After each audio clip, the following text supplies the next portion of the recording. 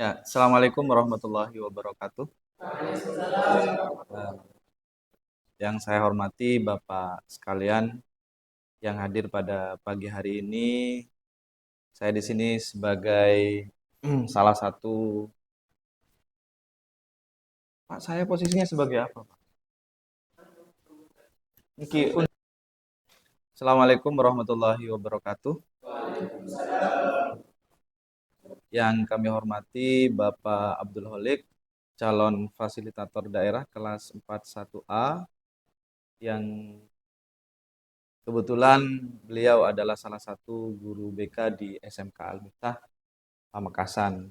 Dan yang saya hormati juga peserta eh, pada peserta berbagi praktek baik implementasi 7 jurus BK hebat yang hadir pada pagi hari ini.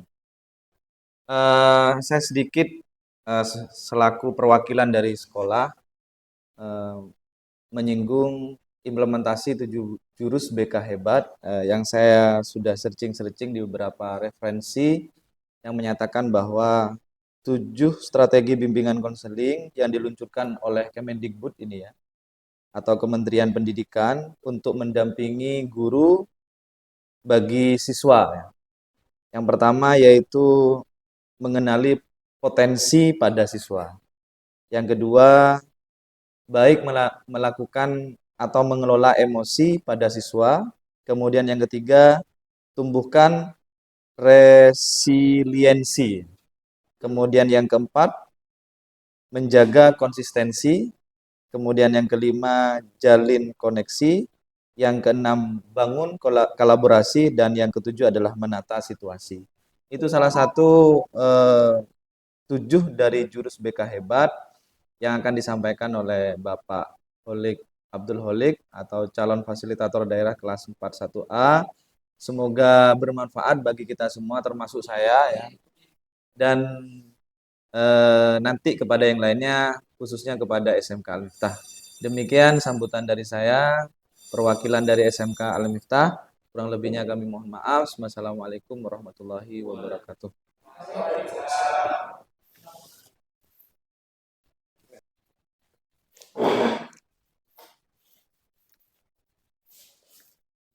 Assalamualaikum warahmatullahi wabarakatuh. Selamat pagi, bapak-bapak semuanya. Pagi. Alhamdulillah, pagi ini kita berkumpul di sini dalam rangka praktek baik BK hebat. Kebetulan minggu kemarin saya sudah mendapatkan panggilan dari Jawa Timur untuk mengikuti pelatihan 7 jurus BK hebat.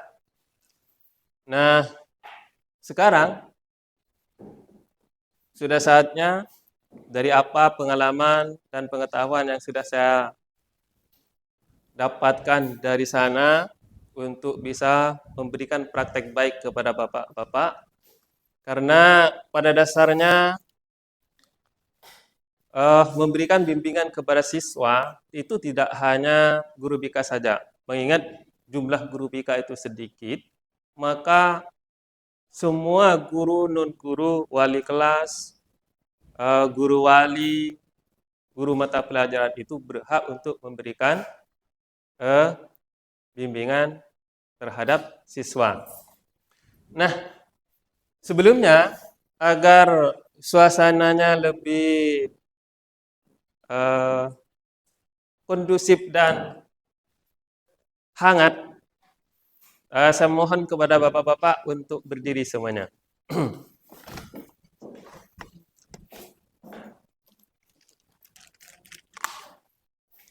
Menjadikan pasangan ya. Cari pasangan dua-dua. Iya, dua-dua. Begini dulu. Nah, begini. Lah. Terus sama-sama.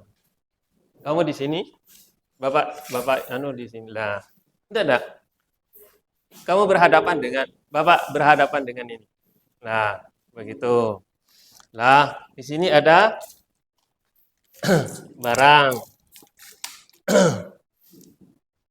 Untuk menghangatkan suasana, kita adakan ice breaking terlebih dahulu ya. Siap kan? Ya. Siap, bagus. Nah, sekarang kalau saya bilang kepala, sampean pegang kepala. Kalau saya bilang dada, sampean pegang dada. Kalau saya bilang siku, kalian pegang siku. Kalau saya bilang sikat, maka kalian itu harus siapa yang lebih dulu ngambil ini. Siapa yang lebih dulu mengambil ini, maka akan memberikan tindakan kepada yang kalah. Yang bisa mengambil ini berarti yang menang, yang tidak mengambil, yang kurang cepat ngambilnya berarti yang kalah, ya. Jadi harus apa ya? Cepat ya, harus cepat.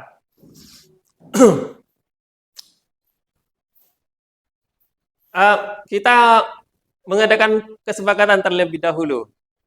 Kira-kira bagi yang menang ini akan memberikan tindakan apa terhadap yang kalah?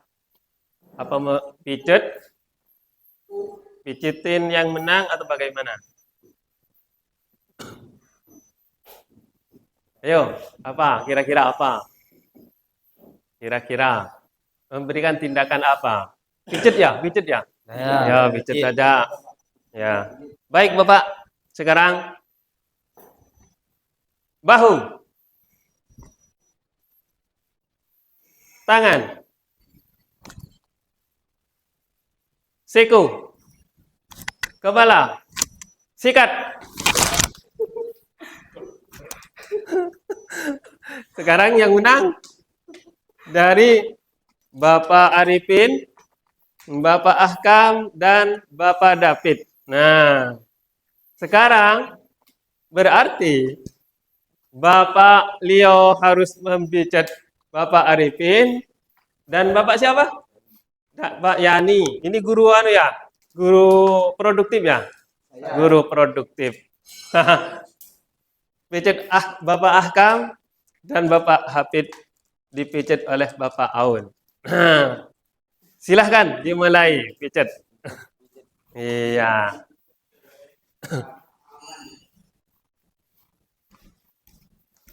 Oke, sudah. Terima kasih. Duduk kembali Bapak ya. Kita lanjutkan ke materi. Bagaimana perasaan setelah mengadakan ice breaking? Sudah enak, segar, gimana? Sudah. Segar ya? Sudah. Bagus. Mohon maaf ya Bapak. Ini saya lakukan bukan menggurui Bapak, tapi ini adalah kewajiban saya untuk memberikan praktek baik kepada Bapak tentang 7 jurus bika hebat. Nah, implementasi 7 jurus bika hebat. Sebelumnya, saya sudah mengadakan implementasi terhadap siswa sebelumnya. Mengadakan implementasi, cuman di antara 7 jurus bika hebat itu saya ambil 2.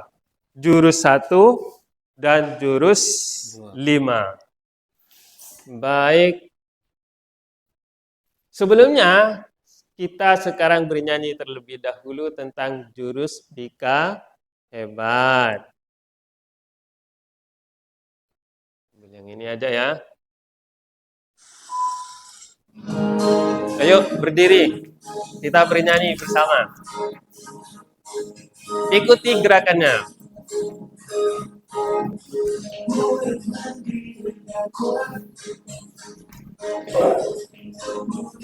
Dengan sehat. Bersama guru yang hebat.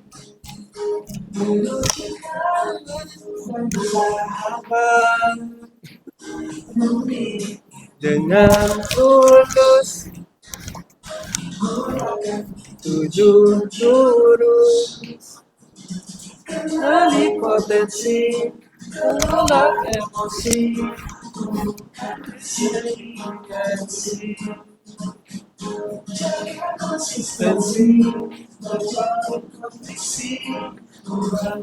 Kolaborasi situasi.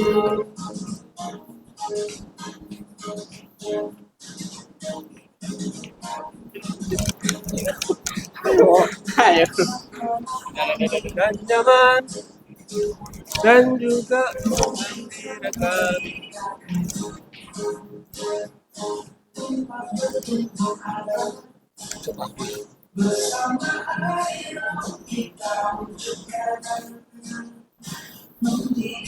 Dengan tulus akan jujur intensi mengolah emosi bukan destinasi konsistensi kolaborasi menata situasi.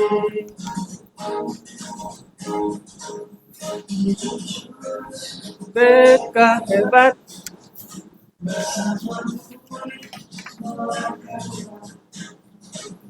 tujuh jurus. BK hebat,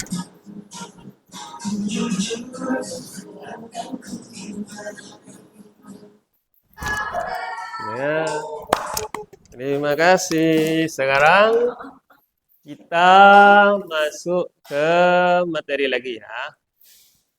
Oke. Daftar isi yang akan saya sampaikan hari ini kepada Bapak-bapak sekalian. Di antaranya adalah teknik ARKA. Dalam 7 jurus itu menggunakan teknik ARKA. 7 jurus BK hebat. Apa yang ada? Apa saja 7 jurus BK hebat itu? 3 implementasi jurus pilihan pertama, jurus 1, kenali potensi. Kemudian implementasi jurus pilihan kedua, yaitu jurus ke-5. Iya Bapak-bapak. Nah, teknik ARKA sekarang ya. ARKA. ARKA A-nya itu aktivitas, R-nya refleksi, K-nya itu konsep, dan A-nya itu aplikasi. Apa aktivitas? Aktivitas yang berkaitan dengan materi atau konsep bisa berupa ice breaking atau kegiatan yang menyenangkan. Seperti barusan kan sudah ice breaking kita kan? Ya. Itu yang main-mainan itu kan. Kemudian refleksi, kegiatan diskusi, menggali makna dan di balik kegiatan aktivitas atau permainan dan simulasi yang telah dilakukan.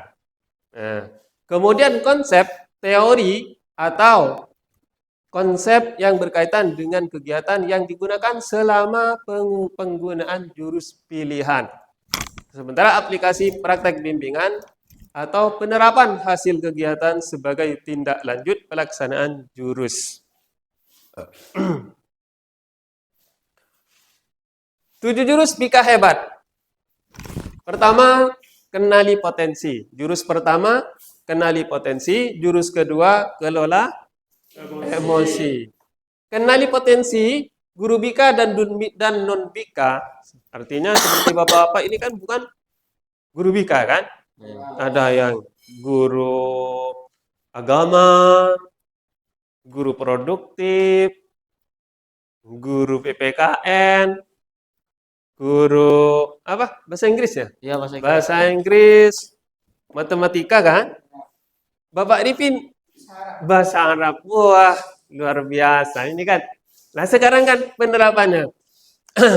Nah, kemudian guru BK dan non BK mampu membantu murid mengeksplorasi potensi minat dan bakatnya melalui teknik asesmen pendidikan. Jurus kelola emosi, guru BK dan guru non BK terampil menerapkan bimbingan langsung di kelas untuk membantu murid mengelola emosi dan stres akademiknya. Itu untuk jurus yang ini. Nah, Jurus yang ketiga, tumbuhkan resiliensi. Maksudnya, tumbuhkan daya lenting. Guru mampu membantu murid membentuk grow mindset. Grow mindset itu pola pikir bertumbuh. Ya, artinya pola pikirnya bertumbuh. Yang menumbuhkan resiliensi sehingga mereka berkembang optimal pada aspek pribadi, sosial, akademik, dan karirnya. Kalau di BIKA itu kan ada 4 ya, ada 4 bidang layanan. Ada layanan pribadi, sosial, belajar atau akademik, dan karir. Nah, jalin koneksi. Jalin koneksi nomor 4. Guru mampu menumbuhkan pembiasaan karakter positif yang dikembangkan berdasarkan nilai-nilai agama dan budaya. Nah, kemudian jurus jalin koneksi. Kok kayak ada yang salah. Guru BIKA atau konselor dan non-BIKA mampu menjalin koneksi dan melakukan komunikasi empatik dalam upaya memberikan dukungan awal kepada peserta didik sesuai dengan kebutuhannya. Nah, untuk jurus yang keenam ini membangun kolaborasi. Membangun kolaborasi guru BIKA dan guru kelas menguasai kompetensi sebagai penghubung partisipasi semesta antara keluarga, sekolah, masyarakat, dan media, serta berbagai pihak dalam melaksanakan proses bimbingan karakter dan pengembangan potensi murid secara maksimal. Nah, kemudian membangun menata situasi jurus yang ketujuh, yang terakhir. Guru mampu mengoptimalkan peran seluruh ekosistem sekolah dalam menciptakan iklim sekolah yang nyaman, aman, dan mengembirakan. Nah. Kebetulan dari 7 jurus BIKA hebat ini kelola kenali potensi dan seterusnya itu dari 7 jurus itu kebetulan saya itu yang sudah diimplementasikan oleh saya adalah jurus 1 yaitu kenali potensi. Situasi banyak siswa. Kebetulan ini tentang siswa membolos ya. Banyak siswa yang merasa belum paham dengan gaya belajar. Terus banyak siswa yang belum mengetahui dan memahami gaya belajar yang baik. Banyak siswa yang hanya diam ketika tidak paham dengan materi yang disampaikan oleh guru.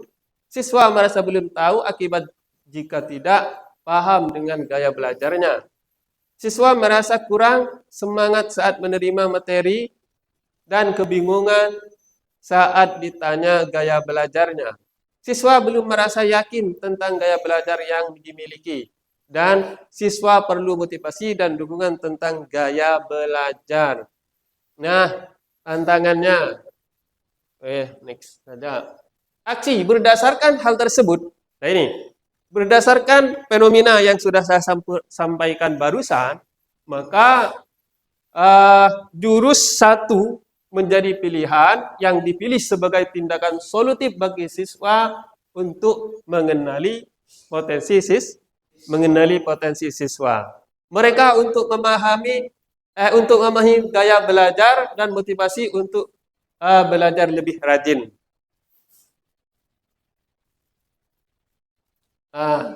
Di sini ini kan ARKA ya, yang barusan aktivitas, refleksi, konsep, dan aplikasi. Nah, ini bukti kalau saya sudah melaksanakan implementasi terhadap murid. Ini buktinya. Nah, ini di kelas 1 ini. 2 ya. Iya. Nah, ini hasil instrumen atau asesmen yang sudah saya sampaikan kepada mereka. Kemudian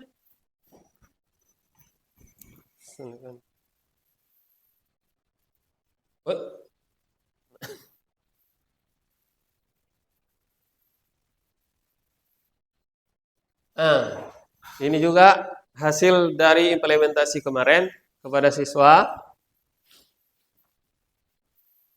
Nah, yuk kita diskusi dan gali makna. Nah, gaya belajar apa yang kamu kenali dari hasil asesmen ini? Bagaimana hasil asesmen membantu kamu dalam memilih gaya belajar? Gaya belajar itu kan ada 3. Visual, auditory, dan kinestetik. Iya. Nah, gaya belajar. Ini ciri-cirinya. Cenderung lebih mudah menyerap, mengatur, dan mengelola suatu informasi lewat indera. Dalam artian indera penglihatan. Dalam artian, gaya belajar orang anak-anak visual itu kan, biasanya Bapak, ini lebih ke penglihatan ya. Belajar melalui gambar, diagram, video, melihat video seperti barusan. Nah, itu gaya belajar visual. Kalau auditori, ini lebih ke pendengaran. Ini lebih suka melalui musik, mendengar musik, atau suara serta instrumen lainnya. Atau ketika dia lebih suka belajarnya itu mendengar dari temannya. Mendengar dari teman. Teman yang membacakan, dia mendengarkan. Biasanya langsung cepat itu. Jadi, gaya belajar itu kan macam-macam. Yang kinestetik, ini lebih mudah mengatur sesuatu dari sentuhan gerakan tubuh, belajar gerakan aktivitas fisik. Biasanya seperti olahraga. Itu, olahraga. Nah, kemudian ini mengenali potensi gaya belajar. Visual, auditori, dan kinestetik. Contohnya biasanya seperti seni arsitektur, desain grafis, fotografi itu masuk ke visual. Bidang fotografi dan bidang yang memerlukan analisis data itu ke visual. Kalau yang auditori ini seperti konsultan, psikolog, konselor, guru. Seperti bapak-bapak ini lebih kepada auditori kan ya. Kemudian kalau kinestetik ini seperti atlet, penari, mekanik, koki atau tenaga medis itu masuk kepada kinestetik. Sekarang praktek lihat. Cepat hasilnya. Integrasi hasil asesmen dengan program tahunan. Mas sudah ya. Integrasi hasil asesmen dengan rencana pelaksanaan RPL. Sudah saya laksanakan. Nah, sekarang kita implementasi jurus kedua, yaitu kebetulan di sini saya mengambilnya jurus kelima, yaitu jalin koneksi. Banyak siswa yang tidak masuk sekolah, banyak siswa yang sering membolos, banyak siswa yang lebih memilih ada di luar kelas pada saat KBM berlangsung.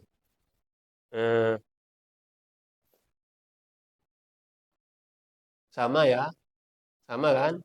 Nah, ini buktinya. Baik, inilah hasil di antara implementasi jurus kelima, yaitu jalin koneksi. Kebetulan saya di sini mengambil salah satu siswa, nama samarannya David.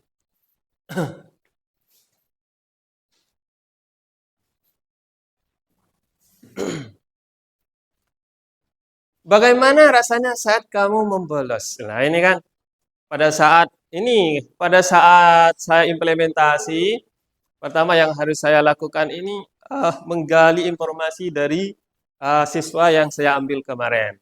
Nah, ini bagaimana rasanya saat kamu membolos? Bagaimana rasanya saat kamu harus mengerjakan banyak tugas dari sekolah sebab sering membolos?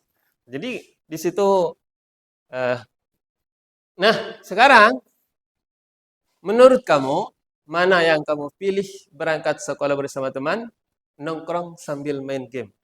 Nah, jadi anak-anak yang saya pilih itu barusan yang sudah diimplementasikan kemarin oleh saya sudah komunikasi dengan saya, menjawab dengan sesuai dengan apa yang dia lakukan.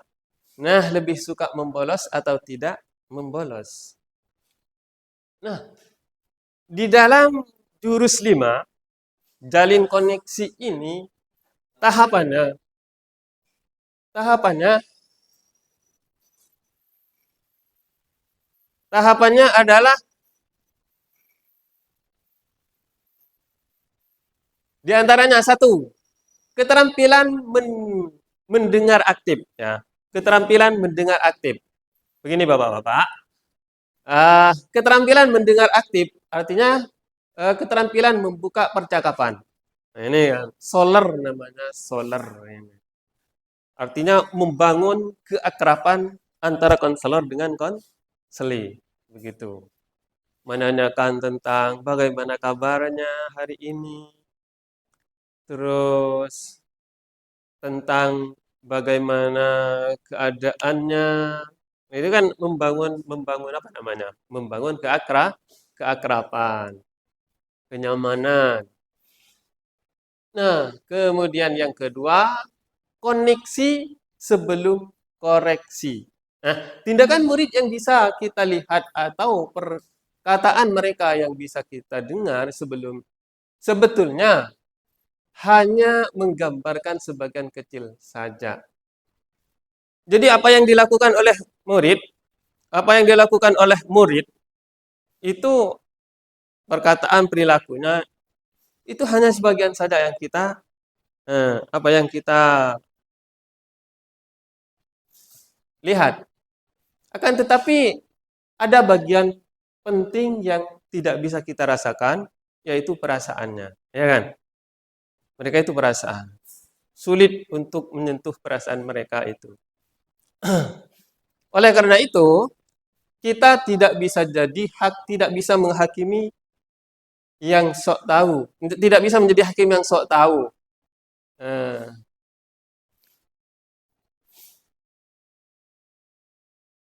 Kemudian yang ketiga, pendekatan konseling realita. Nah, di dalam pendekatan konseling realita ini ada beberapa tahapan, diantaranya one,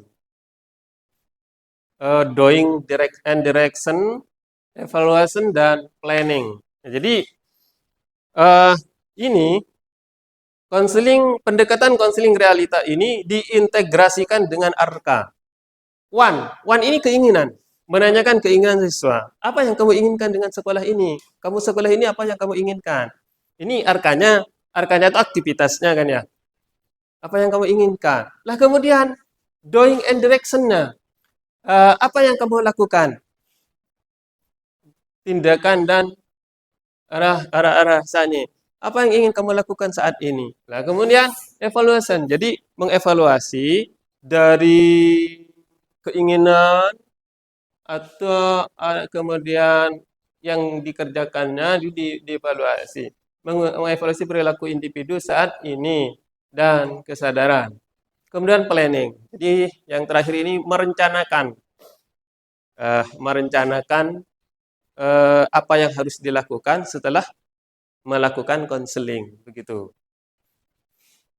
Nah, wah, sudah selesai ya. Nah ini, segitiga restitusi ini khusus kepada bapak-bapak ini. Jadi, validasi tindakan yang salah. Kemudian menanyakan keyakinan dan menstabilkan identitas. Menstabilkan identitas itu menjelaskan bahwa setiap orang itu pernah melakukan kesalahan. Dan kesalahan tersebut bukan berupa identitas mereka.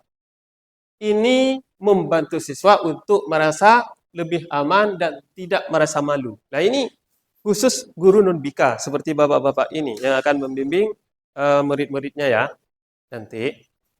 Validasi tindakan, memvalidasi perasaan dan alasan di balik tindakan salah tersebut. Kemudian menanyakan keyakinan, mengajak siswa untuk merefleksikan nilai-nilai yang mereka pegang dan bagaimana tindakan mereka yang selanjutnya. Nah, mungkin hanya ini yang bisa saya sampaikan, kurang lebihnya. Apalagi barangkali ada pertanyaan dari bapak-bapak? Gak ada ya? Oh iya. Terima kasih. Semoga berbagi praktek baik ini bermanfaat kepada bapak-bapak dan bapak-bapak mempunyai bekal bagaimana cara membimbing anak didiknya ya. Siap? Siap. Terima kasih.